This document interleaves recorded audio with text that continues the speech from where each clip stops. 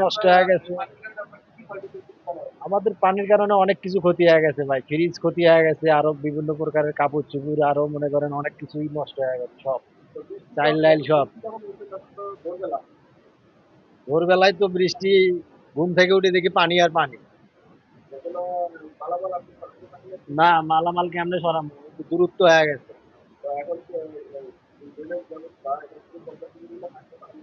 এই ক্ষয়ক্ষতিটা হইতো না।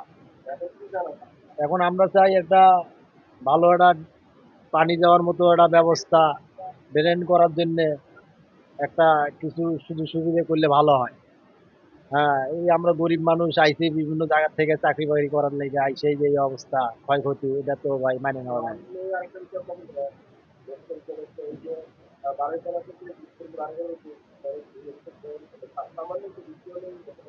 পানি জমে যাবে।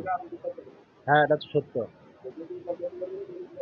তাহলে হ্যাঁ, এই অবস্থা হইতো না, হইতে হবে।